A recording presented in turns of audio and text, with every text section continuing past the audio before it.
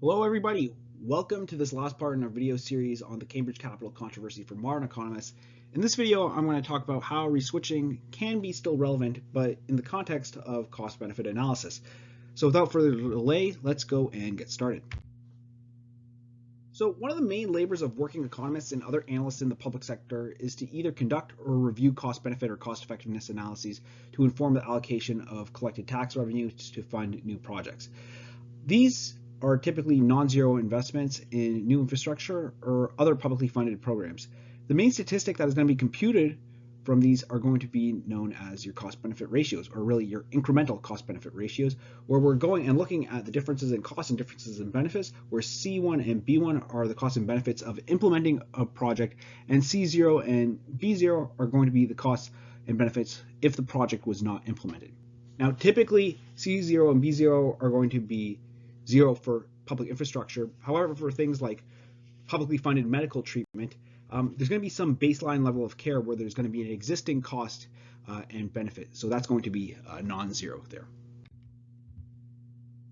Now, the purely economic way to go and decide what program to fund versus what not to fund is based on the following.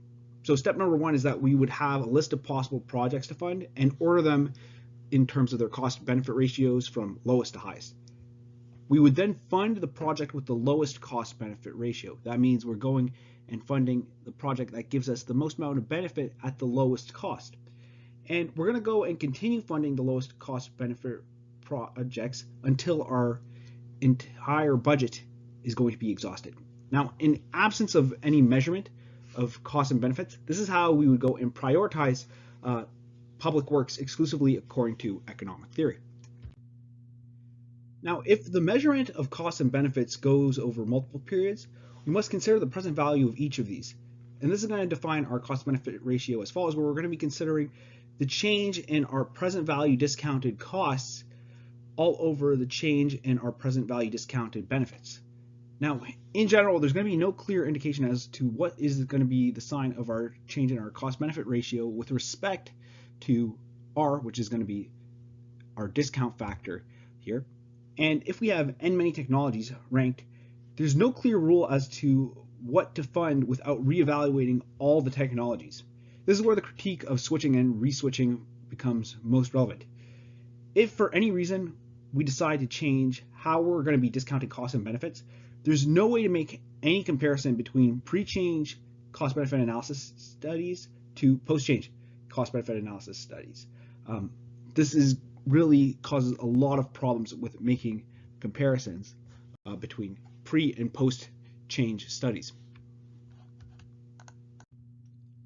Now, reswitching could look as follows, where we have, say, two cost-benefit ratios, and we're going and assessing their worth at different discount rates, and we see that there is going to be a non-monotone relationship that goes and exists between the two. So we have a range in which they're both decreasing, and then there's a range in which they are going and increasing.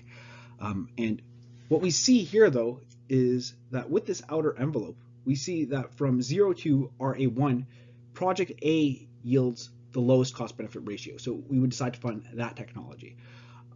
If we go further, though, as we increase that there, we're going to see between RA1 and RA2 that project B actually has the lowest cost-benefit ratio. I'm actually defining this range in the figure here as RB, which is just the set of discount factors that we go and have there.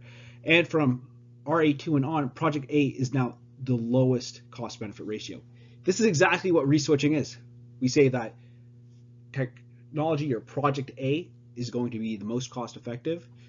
Then we're going to say technology B, and then we're going back to technology A. And what we're really illustrating here is that, again, even without the problem of reswitching, there is an unpredictable effect that is associated with a change in our discount factor with reference to our cost-benefit ratio.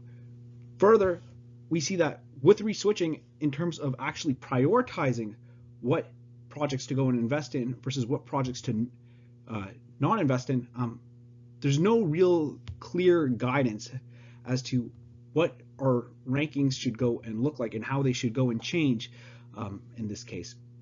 So this is where I think reswitching is going to be most relevant here, and this pretty much sums up all my thoughts on the Cambridge Capital controversy. Let me know if I got anything wrong and what you think about this series in the comments below. Thank you.